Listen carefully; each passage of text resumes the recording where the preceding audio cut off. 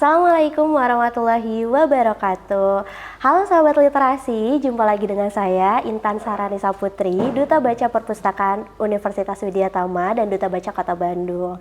Bersama saya episode kali ini hadir narasumber hebat sekali dan yang pasti sesuai dengan podcast kita, Yuk Tanya Ahlinya, sudah hadir juga ahlinya di perbincangan episode kali ini. Oke, tanpa lama-lama mungkin ya langsung saja saya perkenalkan sosok hebat di samping saya, Bapak Dr.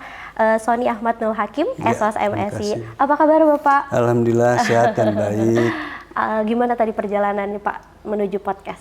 Ya, alhamdulillah lancar. Lancar ya dan Pak? Dan dinikmati dengan nyaman. Masya Allah. Nah hari ini tuh kita akan bahas topik yang cukup ini ya Pak, hangat gitu diperbincangkan juga, dan yang pasti Bapak sudah sangat ahlinya nih. Tapi sebelum itu saya izin menyampaikan juga untuk membacakan CV-nya ya Pak ya. Silakan. Oke, Bapak Dr. Sony Ahmad Nul Hakim SOS MSI ini merupakan menempuh pendidikan Sarjana Kesejahteraan Sosial FISIP Unpad, lulus di tahun 1993. Bapak juga menempuh pendidikan magisternya untuk Sosiologi Kekhususan Kesejahteraan Sosial pasca sarjana Universitas Indonesia, lulus di tahun 2000, dan Bapak melanjutkan pendidikan doktornya dalam program studi ilmu sosial, bidang kajian utamanya Sosiologi Antropologi pasca sarjana. Nah, itu di Universitas Padjadjaran di tahun 2007. Sosok hebat di samping saya ini juga memiliki pengalaman mengelola institusi akademik nih kawan-kawan. Di antaranya sebagai Dekan FISIP Universitas Widyatama dari tahun 2021, betul Pak? Sampai dengan sekarang, dan juga Kepala Departemen Kesejahteraan Sosial FISIP Universitas Padjadjaran dari tahun 2021. Nah, bukan cuma itu, Bapak juga mendapatkan beberapa penghargaan, yaitu diantaranya Satya Lancana, Karya Satya 30 tahun dari Bapak Presiden Republik Indonesia pada tanggal 29 April tahun ini ya Pak, ya, di 2025, dan Satya Lancana Karya Satya 10 tahun itu juga dari Bapak Presiden di tahun 2009 itu di tanggal 20 April. Bapak ini hebat sekali, dari mulai riwayat pendidikan juga posisi sangat menginspirasi. Iya, terima kasih. Semangatnya belajar saja. Betul. Mungkin sebelum kita mulai perbincangan, Bapak mau menyapa dulu. Kalau di Yuk Tanya Ahlinya ini sapaannya sahabat literasi, Pak. Boleh Bapak barangkali mau menyampaikan opening statement ya? Baik, Assalamualaikum warahmatullahi wabarakatuh. Sahabat literasi, keywordnya belajar dan belajar. Dan hasil belajar itu sendiri diamalkan melalui karyanya bermanfaat, dirasakan di lingkungan dimanapun kalian berada. Salam sahabat literasi. Wah, kalimat pembukanya sudah sangat menyejukkan hati ya teman-teman. Jadi ini langsung pedoman hidup. Bapak, kali ini tuh kita akan membahas tentang konflik sosial, betul. Nah mungkin kita langsung masuk ke pertanyaan pertama ya Pak ya. Jadi teman-teman tuh pengen tahu Pak, apa sih yang dimaksud sama konflik sosial dan apa sih dampaknya khususnya untuk masyarakat luas? Baik, keywordnya konflik sosial ya. Kalau kita pelajari, wah banyak berbagai pandangan tentang konflik sosial. Betul. Tapi saya maknai dua. Yang pertama itu adalah konflik. Yang kedua adalah konflik kekerasan. Nah, sekarang apa itu konflik sosial? Biasanya kalau konflik sosial itu mengacu kepada dua pihak yang berhubungan, yang merasa memiliki perbedaan atau sasaran yang berbeda. Merasa memiliki atau memiliki. Kan beda kan? Betul. Merasa dengan memiliki. Sasaran yang berbeda di antara kedua belah pihak. Yang kedua adalah konflik kekerasan. Konflik kekerasan itu mengacu sama hubungan kedua belah pihak. Bisa individu, bisa kelompok, Intan. Di sini dalam konflik kekerasan menggunakan sumber dayanya melalui apa? Kata-kata, kemudian juga tindakan, sampai sistem dia gunakan. Digunakan itu sendiri untuk merusak pihak yang lain. Sehingga pihak yang lainnya itu sendiri itu kapasitasnya tidak berkembang karena dirusak. Nah, sehingga dari dua hal tersebut kita bisa maknai kalau konflik itu sendiri terjadi dalam keseharian sehari-hari. Karena kan kita berhubungan mungkin berbeda pandangan, berbeda pendapat, berbeda kepentingan dan berjalan. Tetapi kalau konflik kekerasan ini yang tentunya juga yang harus dicegah dan ditangani dengan baik. Begitu. Berikutnya tadi apa dampaknya? Nah, ini kan konsekuensi dari dua konsep yang digunakan tadi, konflik sosial dan konflik kekerasan pasti punya dampak. Betul. Kalau konflik sosial ya karena merasa memiliki sasaran yang berbeda, maka dampaknya kehidupan itu beragam. Keberagaman itu berdampak pada konflik sosial. Berbeda etnik, berbeda ras, berbeda pendidikan, berbeda keluarga, latar belakang keluarga, latar belakang daerah, bahkan juga berbeda makanan, berbeda teman, itu beragam. Maka dampaknya, kalau lihat dari konflik sosial tadi, maka kehidupan itu beragam. Nah, bagaimana kalau konflik kekerasan, yang tadi boleh dikatakan keywordnya hubungan yang merusak, maka rusak hubungan sosial, terganggu hubungan sosialnya. Menjadi apa? Perasaan membenci. Itu ke sosialnya, saling benci. Berarti kan benci itu negatif. Betul. Dalam hubungan sosial. Tidak rekat, tidak akur, bertikai. Jadi pertikaian itu terjadi pada orang-orang, baik di kelompok maupun juga masyarakat. Itu dari aspek sosial. Dari aspek mental, maka menciptakan ketidaknyamanan, ketidaktentraman. Kalau kita akan melewati pada lingkungan yang berkonflik, hati-hati loh. Betul. Hati-hati. Itu mental. Lebih waspada ya Pak? Lebih waspada, karena ketenteraman dan ketidaknyamanan. Dampak juga kalau konflik kekerasan itu pada fisik. Betul. Fisik itu sendiri bisa, orang yang berkonflik itu bisa mengalami kekerasan fisik. Bahkan juga mengalami disabilitas. Karena dari fisik, dia kehilangan anggota tubuhnya, kakinya, jadi cacat kan, mengalami disabilitas. Bahkan dari sisi fisik, biologis, ya bisa juga mengakibatkan kehilangan nyawa. Itu dampak. Dan dampak pada apa lagi? Pada infrastruktur. Rumah, bangunan, bahkan aset-aset yang dimilikinya itu sendiri menjadi rusak. Maka kita lihat ya, dari konflik itu, konflik sosial berdampak pada keberagaman dalam kehidupan. Dampak dari konflik kekerasan tadi ya, banyak hal berdampak negatif dalam kehidupan. Nah, begitu Teh Inta. Wah, jadi memang dua keyword tadi itu ragam dampaknya ya Pak ya? Betul. Untuk yang konflik sosial ini lebih kepada variatif ya Pak ya? Keberagaman yang tadi Bapak sebutkan. Dan kalau yang konflik kekerasan jelas pada kata kekerasannya pun ya Pak ya? Gitu. Merusak. Betul. Jadi hubungan memberikan dampak yang kurang baik atau dalam artian negatif. Nah tadi kalau sempat disebutkan Pak, itu tuh ada dampak ke fisik juga, bahkan bisa menyebabkan kematian. Sekarang tuh anak-anak Gen Z Pak, itu lagi ini banget sama kesehatan mental nih Pak. Kira-kira konflik sosial ini atau konflik kekerasan ini berpengaruh nggak sih Pak ke dampak kesehatan mental?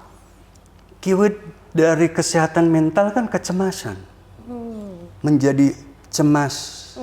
Dari cemas itu sendiri kan, maka dia akan mempengaruhi pada aktivitas, pasti mengganggu pada kecemasan. Ketentraman tadi ya, menjadi tidak tentram, menjadi tidak nyaman, kan konsekuensinya dia tidak beraktivitas kan. Iya, betul. Bahkan juga sekarang dia bisa beraktivitas, besok hilang dari dunia ini. Karena tiba-tiba ditembak, tiba-tiba kena panah, tiba-tiba kena pisau dan sebagainya. Ya itu kan bisa mengakibatkan kepada kesehatan mental. Depresi, orang yang di lingkungan konflik itu mengalami depresi yang berat. Betul. Apalagi asupan makanan dan sebagainya tidak terpenuhi. Kita lihatlah, misalkan yang dilihat konflik-konflik. Yang menohok sekarang kan bagaimana orang yang berkonflik di Gaza. Betul. Bisa lihat kan, kesehatan mentalnya pasti terganggu. Iya. Karena dari ketentraman dirinya juga ya Betul. Pak ya. Betul. Nah ini langsung lanjut ke pertanyaan kedua Pak. Bagaimana sih peran pendidikan tinggi, khususnya mungkin kalau di ranah kita universitas ya Pak ya, dalam mempromosikan resolusi konflik sosial ini yang konstruktif gitu. Waduh, lumayan ya. Baik ya, perguruan tinggi dan resolusi konflik. Iya. Kita harus lihat dulu, perguruan tinggi itu melakukan peran tridharma. Pendidikan, Betul. penelitian, pengabdian pada masyarakat. Di pendidikan, hal yang mendasar dari resolusi konflik adalah edukasi pendidikan harmoni. Jadi mengajarkan pendidikan harmoni. Dalam pendidikan harmoni itu sendiri apa yang diajarkan? Kan gitu. Berarti kan mengajarkan tentang keberagaman. Mengajarkan tentang keadilan. Mengajarkan tentang human rights. Karena menjadi hal yang sangat penting. Betul. Ya, itu dalam kaitannya dengan pendidikan harmoni. Kemudian juga di dalam penelitian. Penelitian kan pasti mengkaji fenomena ini ada di masyarakat. Masyarakat yang mana? Masyarakat yang terjadi konflik dan berhasil meresolusinya. Jadi kembali dari konflik ke harmoni. Berarti kan ada resolusi-resolusi Betul. yang sudah diciptakan, menghasilkan model. Model itu menjadi temuan dari riset. Dari temuan riset itu yang dianggap baik, Betul. ya, dan juga sudah diuji modelnya melalui riset, melalui metode ilmiah dan analisis yang sesuai, maka diamalkan melalui apa? Pengabdian pada masyarakat. Pengabdian masyarakat tentunya tadi model-model itu disampaikan. Bagaimana menciptakan lingkungan harmoni, bagaimana caranya melakukan edukasi harmoni yang baik, bagaimana praktik-praktik negosiasi dalam resolusi konflik, bagaimana kearifan lokal itu diangkat di dalam resolusi konflik. Itu dalam pengabdian masyarakat. Ya. Jadi peran perguruan tinggi itu sangat strategis di dalam resolusi konflik melalui apa? Melalui pendidikan, penelitian, dan pengabdian pada masyarakat. Yang akhirnya wujudnya memunculkan SDM yang profesional, dosen-dosen yang profesional. Kan gitu. Betul. Menghasilkan mahasiswa-mahasiswa yang concern dalam hal itu dan juga pada akhirnya dia mengabdikan karyanya. Betul. Begitu. Jadi perannya sangat krusial ya Pak ya, sangat Strategis, sangat penting banget begitu. Karena kaitan. berawal dari masyarakat dan untuk masyarakat lagi Ya. ya Pak.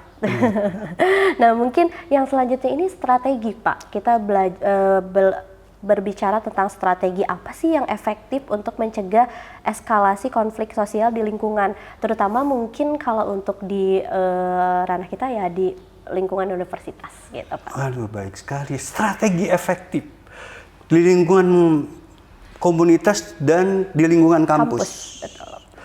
Saya menstudi konflik itu lama. Lama. Dari tahun 2000. Panjang berarti Pak? Panjang. Dan juga melakukan riset. Lakukan juga banyak pengkajian-pengkajian. Mengajar juga. Mengelola jurnal. Menghasilkan buku. Kan gitu.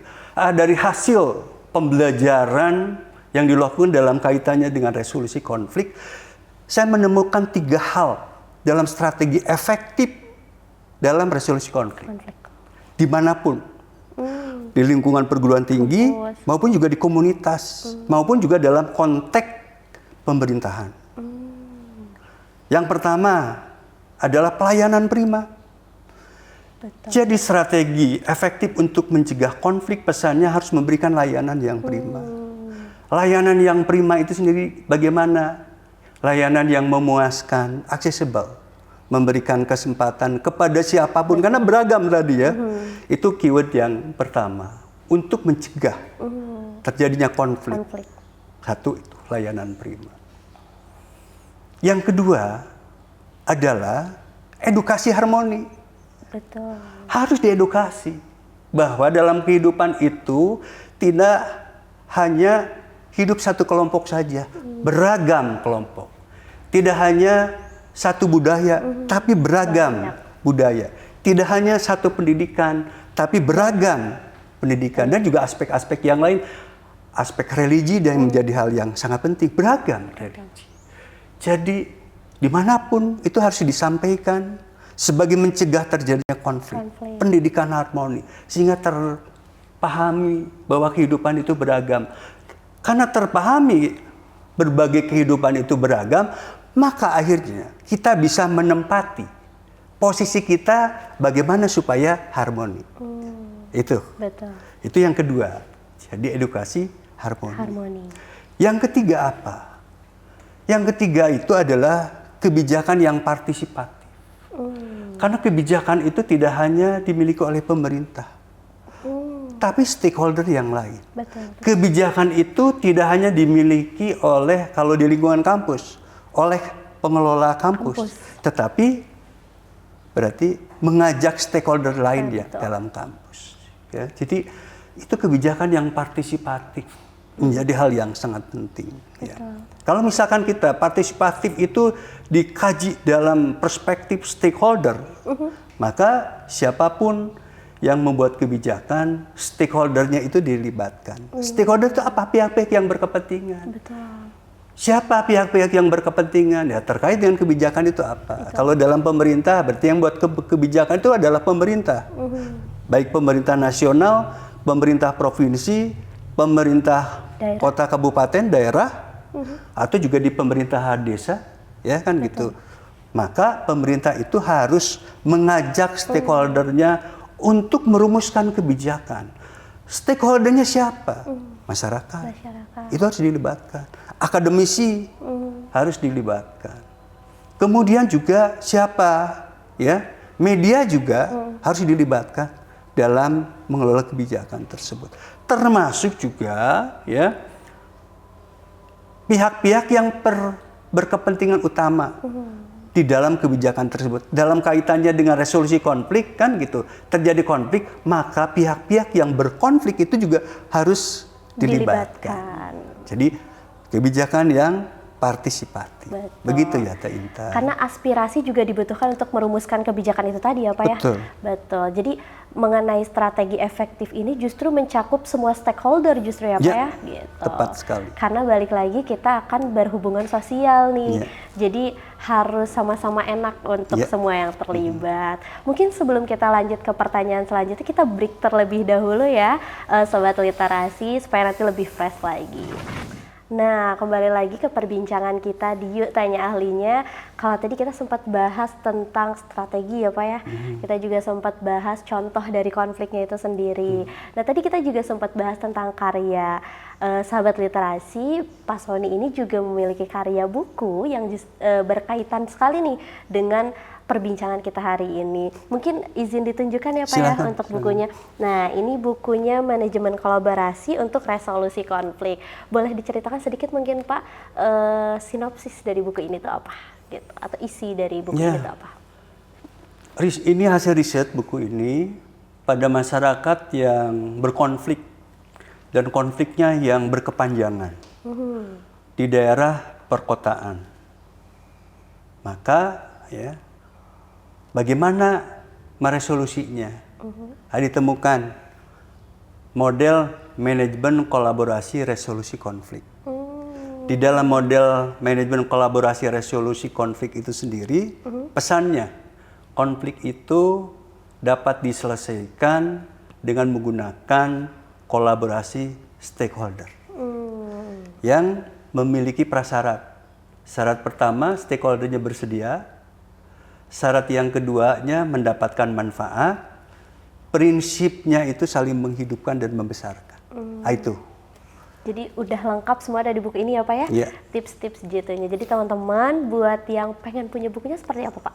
Ya, silakan aja nanti akses aja ya untuk memperoleh buku itu ya. Betul. Akses. Atau juga bisa berkomunikasi dengan penulis. Betul. Biar dikasih gift hadiah. Wah, nanti Pesan yang menarik di sini, di samping tadi stakeholder, dalam berkolaborasi, resolusi konfliknya juga sangat kolaboratif. Jadi ada dua hal, litigasi dan non-litigasi. Kalau litigasi itu anjurannya sesuai dengan aspek hukum. Kalau non-litigasi itu berarti prinsipnya win-win solution. Gimana win-win solution? Ada negosiasi, ada mediasi, dan ada juga berbasis kearifan lokal. Betul. Begitulah temuannya, temuan. Betul. Jadi nanti buat teman-teman sahabat literasi yang memang pengen, nanti mungkin kita kasih keterangan ya di akhir video, juga mungkin nanti bisa diberikan nih oleh Bapak untuk giveaway ya Pak ya. Yeah. Mungkin kita langsung masuk ke pertanyaan selanjutnya ya Pak ya. Baik. Karena tadi kita sempat break gitu. Nah, apa sih Pak apa tadi namanya, bagaimana caranya membangun dialog dan komunikasi yang efektif nih dalam menyelesaikan konflik sosialnya gitu. Karena berhubungan sama percakapan kan ya Pak ya. Nah, seperti apa Pak? Oke, dialog dan komunikasi yang efektif. Betul. Kalau teman-teman berbicara tentang interaksi sosial, di interaksi sosial itu ada dua syarat. Syarat yang pertama adalah kontak. Syarat yang kedua adalah komunikasi. Maka terjadi interaksi sosial. Dan interaksi sosial itu sendiri bisa yang positif, bisa yang negatif. Betul. Nah, sekarang bagaimana praktik dialog, ya, komunikasi efektif agar komunikasi itu harmoni. Betul. Efektif tadi. Maka yang pertama itu di dalam berkomunikasi, ya kan intinya berkomunikasi ya. Iya betul. Praktik yang mendasar itu harus punya kemampuan mendengarkan yang baik. Persoalannya sepele, mendengarkan, harus mendengarkan yang baik. Yang baik. Kemampuan mendengarkan. Pada saat orang lain berkomunikasi, maka yang diajak berkomunikasi itu sendiri dengarkan dengan baik. Sehingga terjadi kesepahaman. Kenapa terjadinya konflik itu sendiri tidak mampu mendengarkan yang baik. Atau juga menutup pendengarannya. Karena dia sudah framing, sudah nge-frame negatif dan negatif. Gitu. Jadi, pertama adalah kemampuan mendengarkan yang baik. Ya. Yang kedua adalah kemampuan komunikasi yang baik. Bagaimana berkomunikasi dengan baik itu sendiri. Ya. Berkomunikasi dengan baik itu kan komunikasi mengeluarkan kata-kata. Keluarkanlah kata-kata yang baik. Betul. Menggunakan juga body language yang baik. Kan kalau saya mengapresiasi Teh Intan, kan berarti kan body language juga mengapresiasi. Bermain ya Pak. Bukan mengapresiasi, tapi dingin gitu. Ya. Nah, itu kemampuan berkomunikasi yang baik. Itu harus dilatih, kemampuan berkomunikasi yang baik itu. Baik dalam suasana yang formal, suasana yang informal. Kalau dalam suasana yang informal kan keseharian gitu. Kita juga, kenapa kita juga pakai pakem-pakem berkomunikasi yang baik. Betul. Sebagai komunikatornya, sebagai komunikannya, message-nya itu kan kata-kata yang baik. Kata-kata yang baik itu sendiri dimaknai enak gitu. Makanya kadang-kadang kan kita, enak banget nih ngedengarnya, serasa didengar, serasa diberikan pencerahan, serasa diberikan motivasi. Itu di dalam kaitannya dengan komunikasi yang baik. Di dalam komunikasi yang baik, kaitkan dengan bagaimana komunikasi dalam resolusi konflik. Di dalam melakukan resolusi konflik, itu kan lebih dalam, lebih berat. Betul. Berkomunikasi orang yang punya kepentingan yang berbeda. Bahkan juga orang tersebut, kedua belah pihak itu merasa tidak nyaman, merasa disakiti. Itu kan konflik, kan gitu.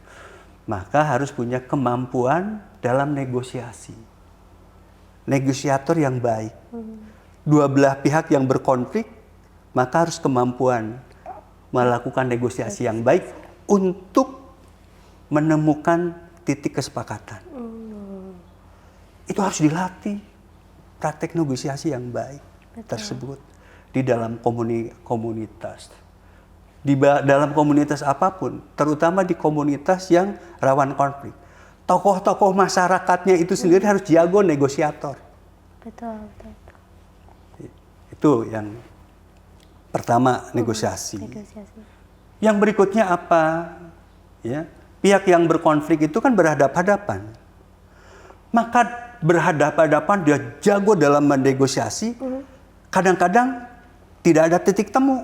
Iya, berbenturan ya Pak. Berbenturan. Karena tidak ada titik temu kepentingannya. Misalkan begini. Dia menyampaikan ada 9 tuntutan. Betul. Terus yang satunya lagi menyampaikan 9 tuntutan. 9 tuntutan itu yang 1 sampai 9, yang satunya lagi 10 sampai 18. Nggak ada titik temu itu. Dalam bahasa lokal di Sunda tuh durder, rame kan? Betul. Nah, begitu. Maka harus ada pihak yang jago mediasi. Yang netral dan mampu ya mewadahi aspirasi dan mampu merumuskan kesepakatan apa. Betul. Jadi hal itu yang dalam kaitannya dengan dialog yang baik ya dan juga komunikasi. Betul. Jadi dalam konflik sosial juga nggak ada istilahnya karena saya nggak jago ngomong, nggak ya Pak ya, karena itu bisa dilatih ya Pak ya ternyata gitu. Ya harus dilatih. Harus dilatih. Dan harus dilatih juga bagaimana komit pada kesepakatan. Begitu menyepakati apa, effort yang berat adalah bagaimana mengimplementasikan kesepakatan tersebut. Betul. Ini yang perlu effort yang luar biasa. Bagaimana resolusi itu terwujud dengan baik. Betul. Berarti argumentasi itu juga bagian dari konflik sosial itu sendiri ya Pak ya? Berargumen itu. Berargumentasi itu sendiri adalah bagian dari menyampaikan aspirasi. Terutama dalam kaitannya apa? Dalam berkomunikasi. Betul. Konflik dalam negosiasi kan ada argumentasi. Kenapa dia tuntutannya A? Pasti argumentasi. Betul. Dalam mediasi itu juga sama. Kenapa kesepakatannya oleh para pihak yang mediator itu sendiri A? Pasti ada argumentasi. Dan argumentasi itu sendiri diharapkan disepakati, dirasakan manfaatnya oleh semua pihak. Wah, menarik ya Sobat Literasi. Nah ini Pak, ada pertanyaan lagi. Apa sih peran pemimpin nih? Seperti mungkin dekan, seperti Bapak gitu, dalam mengelola dan menyelesaikan konflik sosial, khususnya di lingkungan akademis? Waduh, menarik.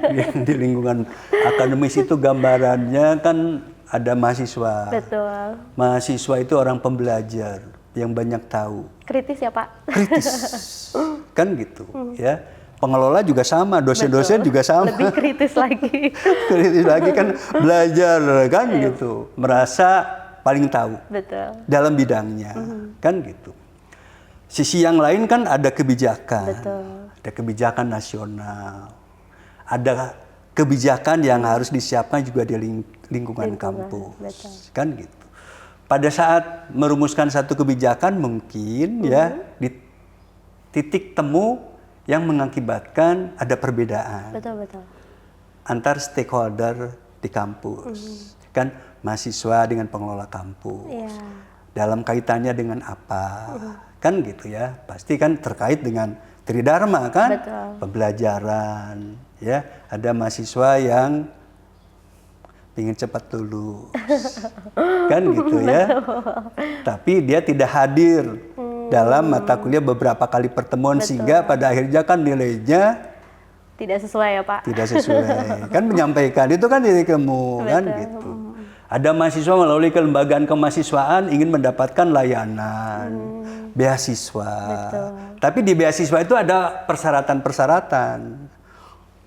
Nah, di persyaratan-persyaratan tersebut ada juga kelembagaan kemahasiswaan memperjuangkannya. Betul. Kan kadang-kadang ada perbedaan tersebut. Betul. Kan gitu yang harus ditangani. Nah, maka ya tentunya pada saat menyampaikan aspirasi tersebut kembali ke tadi dialog. Betul.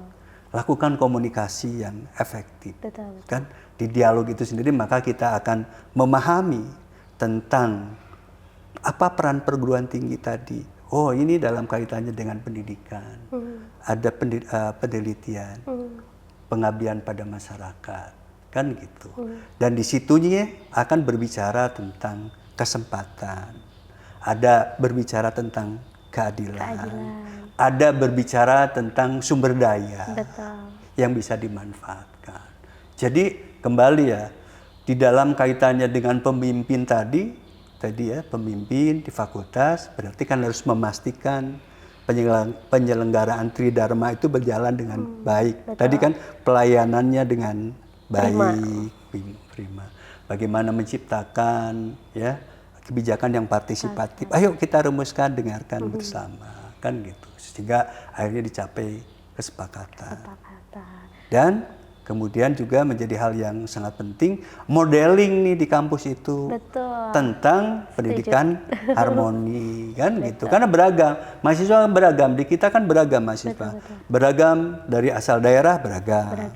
Beragam dari suku beragam. Kan dari agama juga beragam ya Pak. Kan gitu. Itu menjadi hal yang sangat penting untuk melakukan tiga hal tadi. Pelayanan yang baik, pendidikan harmoni, dan kebijakan yang partisipatif. Wah, itu tadi langsung dari sumbernya nih, karena dari Pak Dekan langsung ya Sobat Literasi. Iya, dari sosok seorang pemimpinnya. Kalau tadi kita berbicara tentang lingkungan akademis nih Pak. Nah, menyikapi mungkin konflik-konflik sosial yang sedang marak terjadi nih Pak. Ini kalau ruang lingkupnya secara nasional Pak, peran pemimpin untuk konflik sosial skala besar ini seperti apa sih Pak? Ya, peran pemimpin di skala besar dalam masyarakat yang sangat sekarang itu perubahannya cepat ya. Iya betul. Karena aspek teknologi dan juga ingin dilayani secara baik. Betul. Ya. Maka secara pemimpin di nasional tantangannya adalah kemampuan mendengarkan yang baik. Pemimpin itu cirinya dia punya kekuasaan. Betul. Kekuasaan itu punya sumber daya yang banyak. Dan punya juga kewenangan. Jaringan yang begitu luas. Betul. Karena dia punya kekuasaan, maka kan gitu, hal yang pesannya itu sendiri, kekuasaan itu atas nama siapa? Diberikan kewenangan oleh siapa? Oleh rakyat. Betul. Rakyat itu harus dilayani. Dan tentunya juga pemimpin bangsa juga melayani. Betul. Tapi apakah pelayanan itu sendiri dirasakan? Kebermanfaatannya oleh masyarakat. Dan juga hal apa yang belum? Maka hal yang belum tadi didengarkan loh.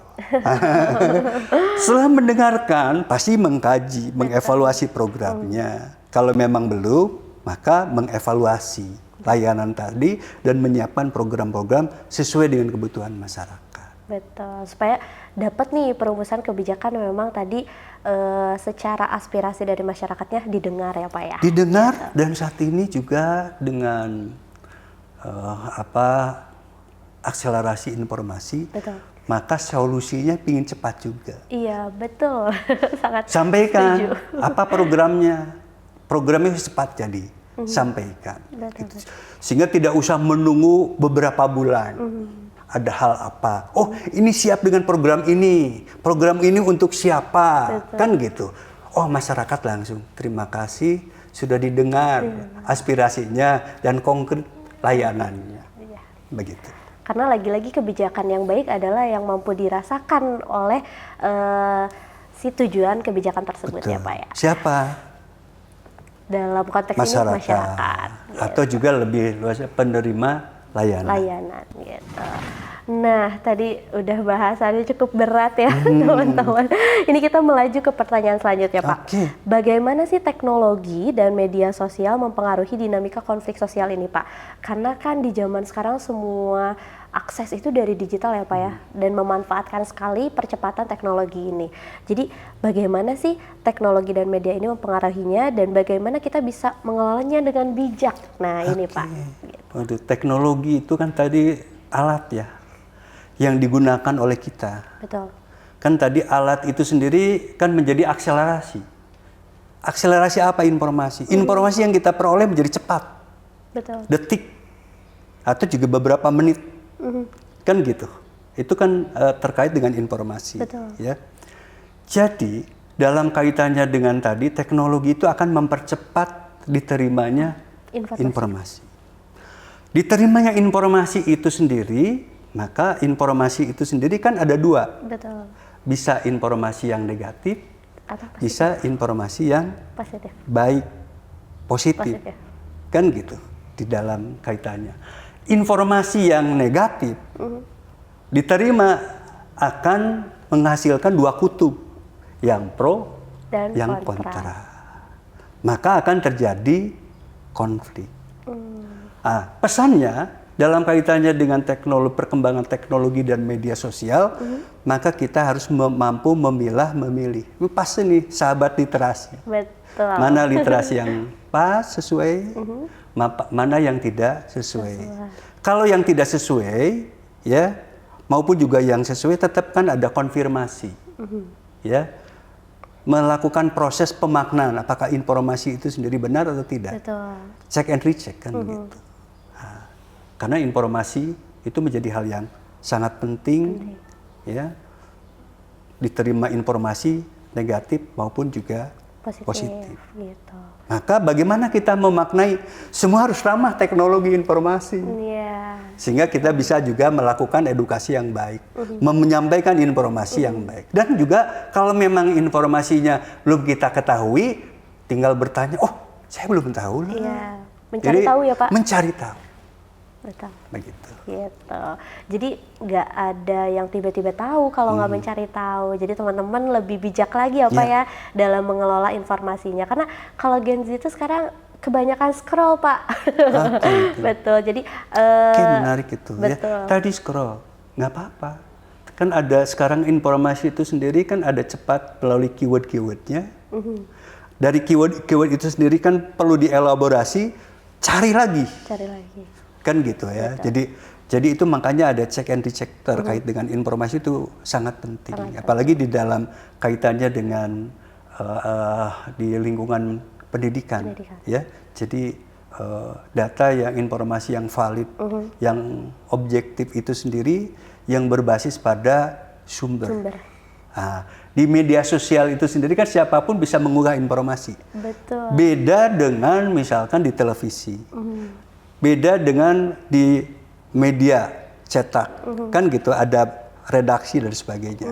Beda di website, berarti kan ada pengelolanya. Apalagi kalau ingin lebih valid lagi, berbasis riset, itu kan di jurnal ilmiah. Ilmiah.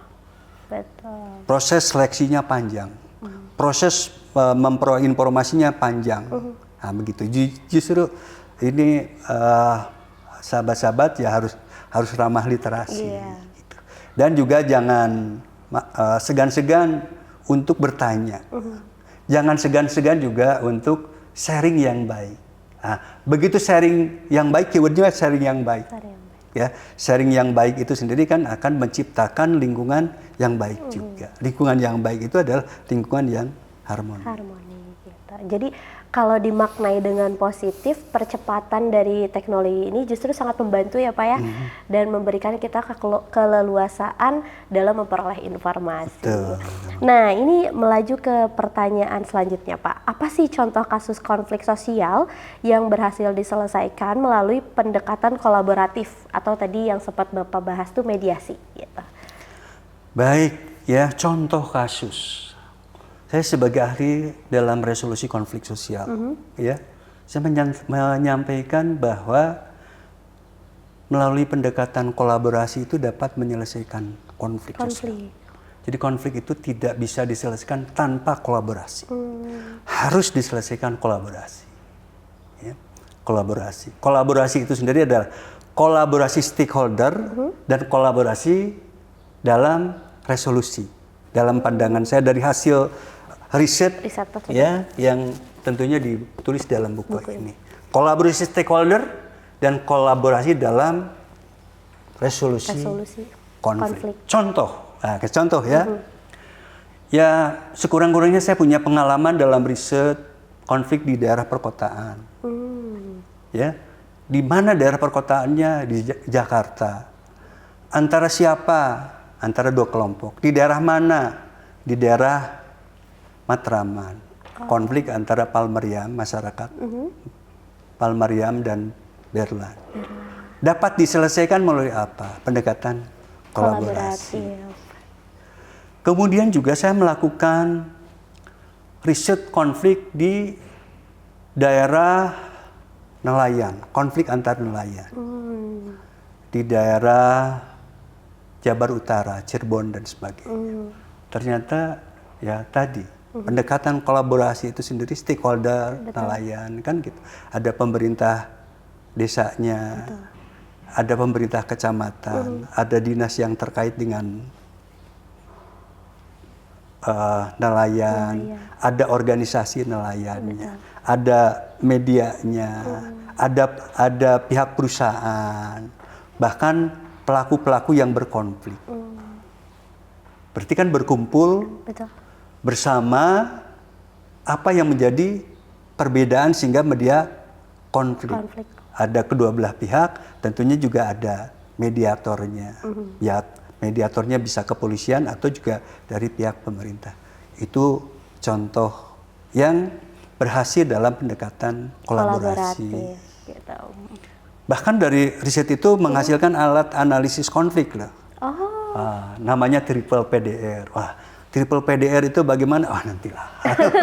Tapi sedikit mungkin Pak kisi-kisinya triple PDR itu berarti menggunakan teknologi. Analisis konflik dengan melihat dari P pertama itu peristiwa, P keduanya harus diketahui pemicunya, P ketiga itu harus tahu penyebabnya, D itu dampaknya, dan R-nya resolusi.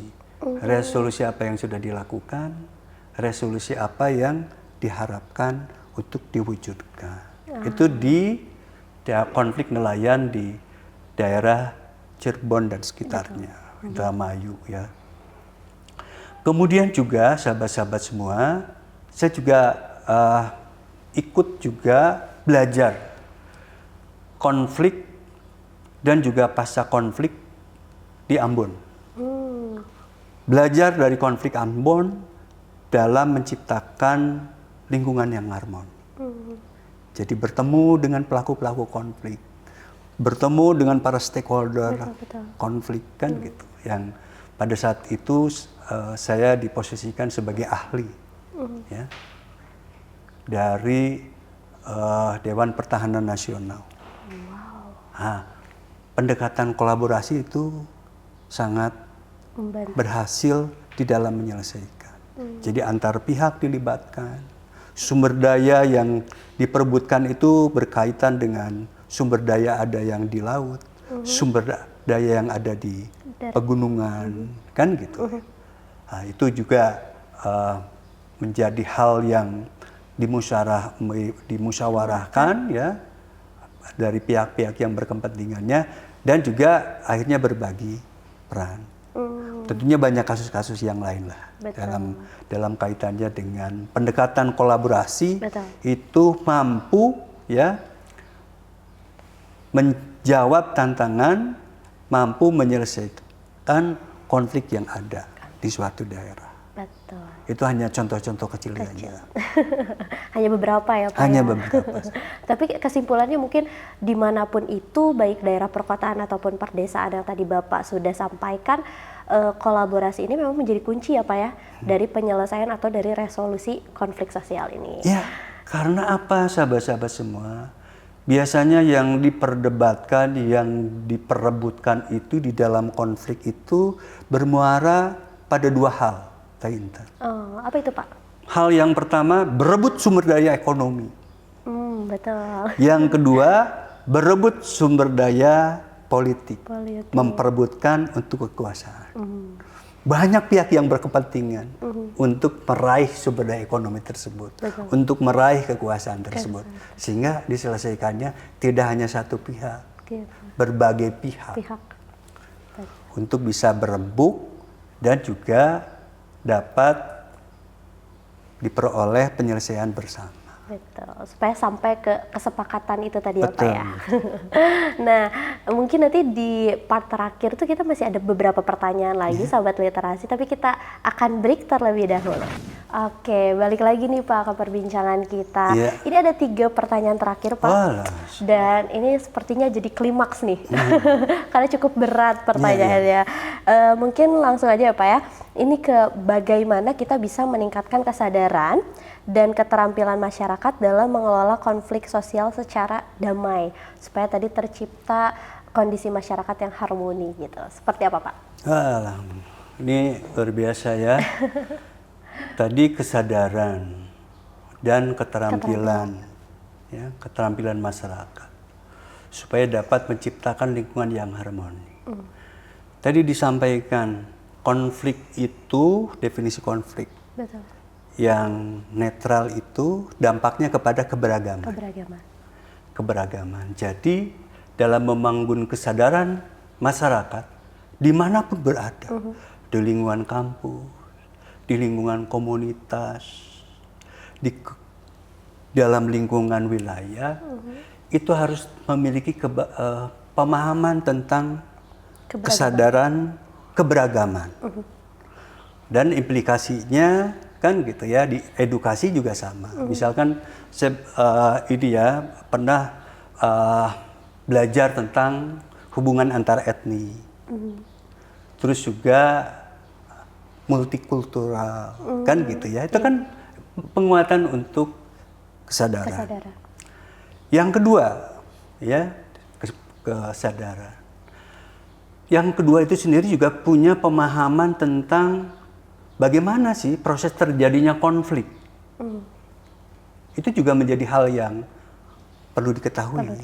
Misalkan, konflik itu terjadi ya, melalui tahapan-tahapan. Tahapan-tahapannya itu sendiri apa? Mulai dari prakonflik, dilanjutkan konfrontasi, dilanjutkan krisis, kemudian juga berakibat, dan juga pasca konflik. Nah, di prakonflik itu ada apa? Kan gitu. Iya, betul. Di prakonflik itu ditemukan ada isu-isu yang terkait dengan konflik. Dirasakan ada kesenjangan, dirasakan ada ketidakadilan, dirasakan ada ketidakterpenuhan hak asasi manusia. Itu kesadaran, itu sehingga kalau ditemukan itu cepat ditangani. Sadar berbagai stakeholder yang punya kewenangan cepat ditangani. Betul, betul. Kemudian terjadi kalau itu tidak ditangani dengan baik, maka akan mengakibatkan konfrontasi. Siapa yang merasakan ketidakadilan tadi, maka akan muncul, saya diperlakukan tidak adil. Tidak baik. Akan berhadapan dengan kelompok yang mengakibatkan perlakuan ketidakadilan tadi. Maka akan terjadi konfrontasi. Kalau terjadi konfrontasi itu sendiri tidak ditangani dengan baik, maka akan berhadapan-hadapan. Yang terjadi adalah tadi konflik kekerasan. Jadi kesadaran itu harus dipahami kehidupan beragam dan ada tahapan-tahapan terjadi konflik. Apalagi masyarakat kita, masyarakat yang beragam. Betul. Multi etnik. Etnik itu bahasa beda, budaya beda, nilai-nilai kebiasaan itu juga berbeda. Kan gitu. Tapi kalau mengetahui tentang kesadaran yang beragam, misalkan orang luar Bandung datang ke Bandung, ada keyword yang diketahui, punten. Maka begitu misalkan ada segerombolan pemuda berkumpul, dia berasal dari luar, memahami tentang beragam dan tahu keywordnya dengan menggunakan kata punten itu sendiri, maka mangga. Jadi lebih harmoni. Dan ini juga disampaikan oleh sahabat saya dari Sulawesi Tengah, pada saat dia tinggal di Bandung dan juga melakukan aktivitas kehidupannya di malam hari, baru pulang jam 2, bertemu dengan kelompok pemuda yang boleh dikatakan sedang minum alkohol, kan pasti negatif kan. Betul. Ekspresinya, tapi dengan punten mangga. Itu keberagaman itu sendiri harus dipahami. Nah, sekarang kan ada keterampilan kembali ya, keterampilan komunikasi yang baik, keterampilan di dalam kaitannya dengan memahami bagaimana keberagaman itu bisa mengakibatkan konflik. Keterampilan-keterampilan tentunya keterampilan ini bisa dipahami oleh masyarakat yang secara keseluruhan dan terutama orang yang akademisi dan praktisi. Ya, yang mengklaimnya ahli dalam bidang resolusi konflik. Begitu. Wah, sangat menjawab pertanyaan itu, Pak. Kalau tadi kita bertanya mengenai keterampilan, mungkin kita melaju kepada tantangan apa sih, Pak, yang tantangan utamanya dalam menyelesaikan konflik sosial itu sendiri? Wah, tantangannya apa ya? Ya. Kembali ya, saya meyakini bahwa ya konflik itu terjadi manakala ada 3 hal tidak terpenuhi. Pelayanan tidak terpenuhi dengan baik, pendidikan harmoni tidak tersampaikan dengan baik, kemudian juga kebijakan tidak partisipatif.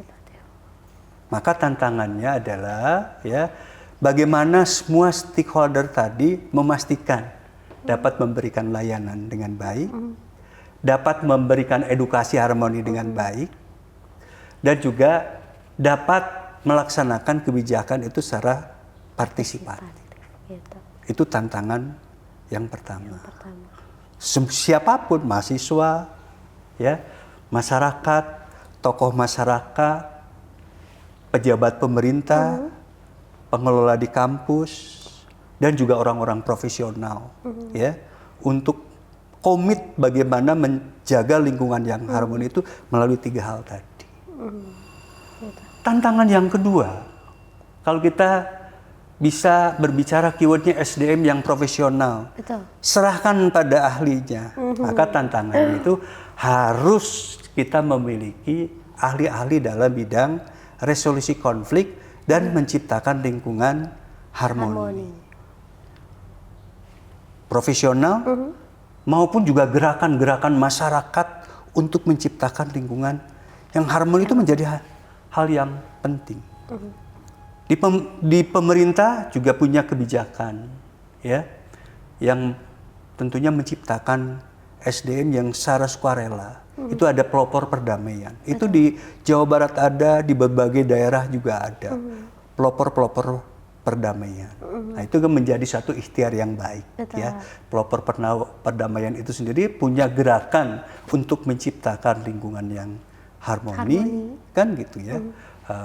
Dan juga dari para profesional, ya, sehingga begitu terjadi konflik itu sendiri dia bisa memberikan model-model yang pas untuk melakukan resolusi konflik.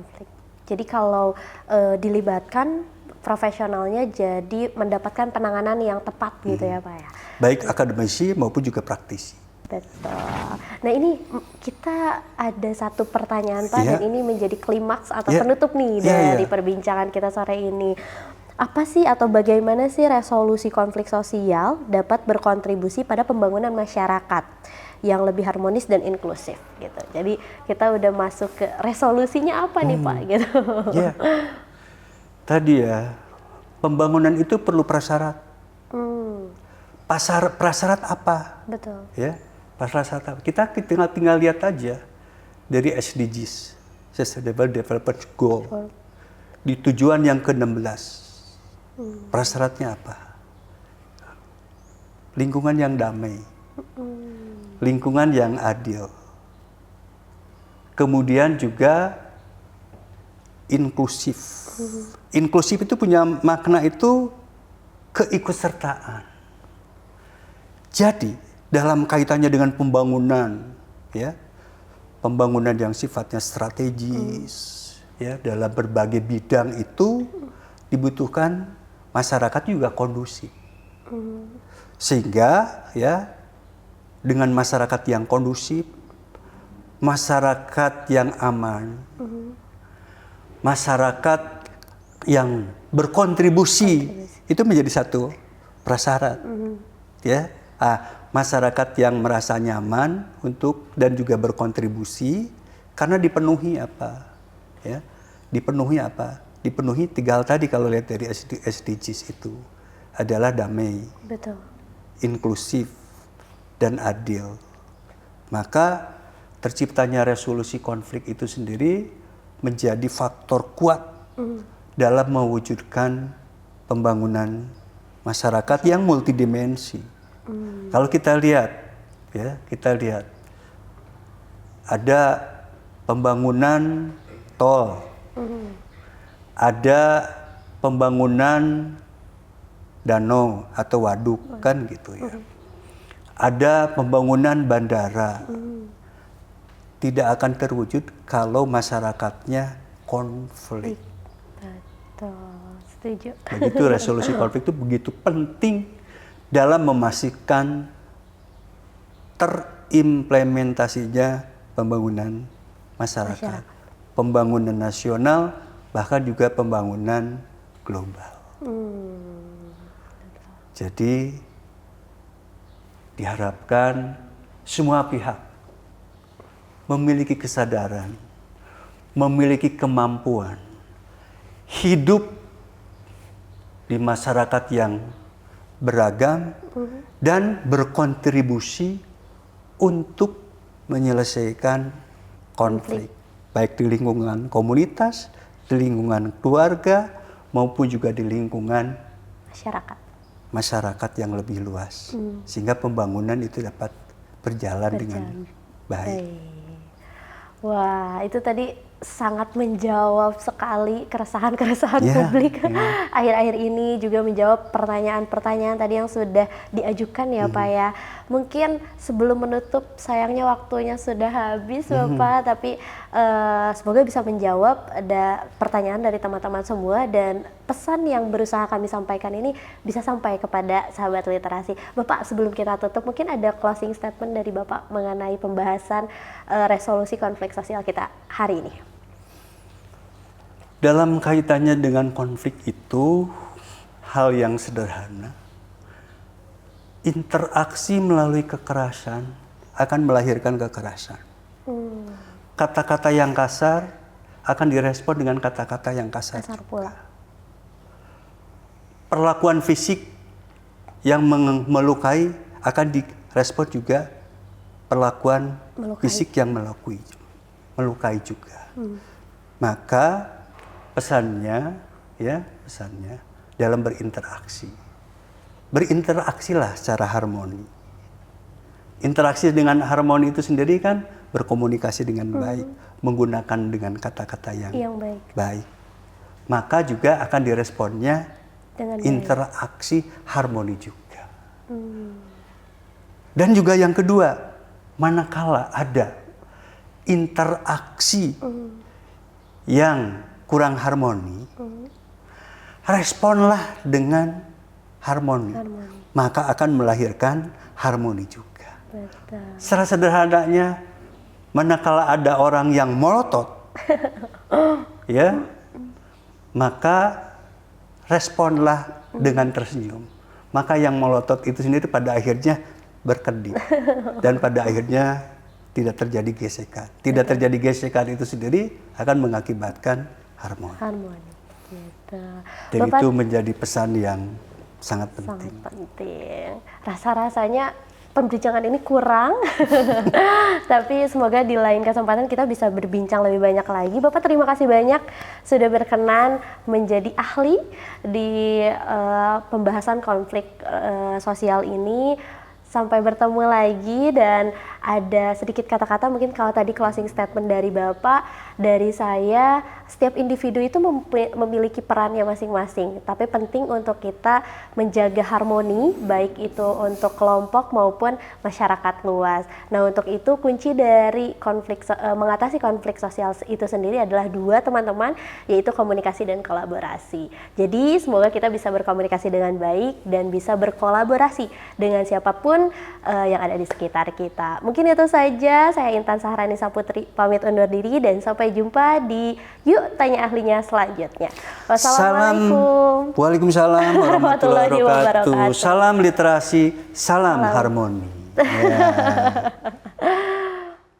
Bapak, hatur nuhun.